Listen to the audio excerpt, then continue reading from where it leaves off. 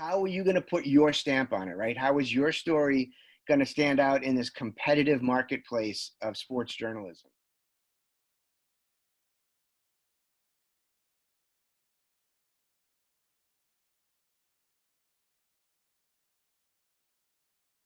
So one of the reasons that we wanted to bring Doug in is because Doug's a newsman, right? Doug is directs the news at WBGO. So Doug, can you tell us a little bit about kind of the editorial process where people come to you with ideas for stories? Doug, I want to do a story about this. Doug, I want to do a story about that. From an editor's perspective, what is it that you're looking for in a news story that you're going to give somebody the okay to kind of explore and develop? The first thing that I have is I have like 4 really general categories on what makes a story newsworthy. So you might just want to jot these down. They're very simple, but they're good to remember. So the categories are money, health, should know, and need to know. Well, let's start with the question that Doug was talking about and Dr. J was asking. You know, why is this something you care about? Years, the Astros, with their cheating and leading them to the playoffs in the World Series. So let's think about this question about what the big idea is. So why cheating? Why is cheating so offensive to so many sports fans? I think it goes against the integrity of the game. So I think you touched on it, right? Like this idea of integrity and integrity of a game that we're watching, and kind of what happens as fans if we think or suspect that integrity is being lost. We were saying, is cheese rolling too dangerous to continue? Okay, that's the question you asked, but I don't think that's the essential question, right? Because what did you have the first guy talk about? About risk, right? Yeah. So to me, that's what that story is about, right? Is any sport, most sports have that risk reward sort of balance, right? So with cheese rolling, what's the risk reward? Well, you get the roll, right? You get the cheese at the end. I think that's it, right? Yeah. And you get bragging rights, right? You could break a leg, you could break an ankle, right? Now, isn't that the same question that people are asking about football? Yeah.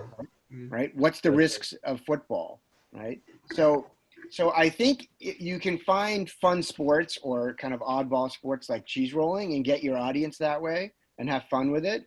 But I think you can also, at the same time, think about what the kind of deeper question is that you want to address.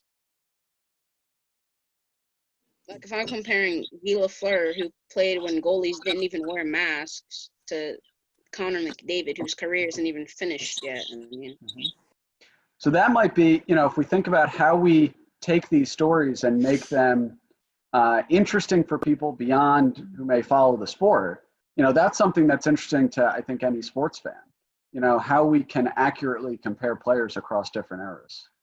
Anybody have any questions or thoughts or ideas, suggestions for Franklin with this topic? Franklin, I have a question.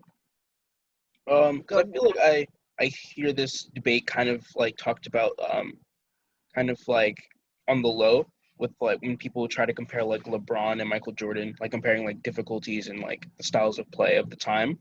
Like, is that something that kind of influenced your decision in terms of the topic you chose? I mean, I feel like my discoveries could be used definitely across sports. So I think, yeah, it's definitely important to consider that then, because in a broader context, it definitely applies, like you said, to every sport. But just in thinking about how you structure your story to draw in more readers.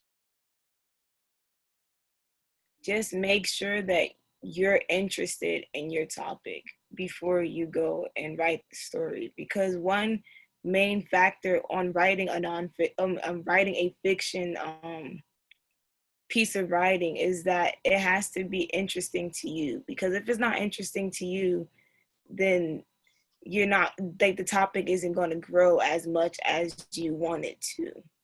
And this is not an assignment for school. You don't have to complete it just to complete it. Yeah. Right? It's all based on what you want to do. So like Dr. J said, you don't have to, like, the topics that you're giving us now, you don't have to necessarily stick to them. Because if you don't like where it's going, then you can change it. As long as you like what's happening in your writing and you feel comfortable with it and you feel confident, then it's going to be good.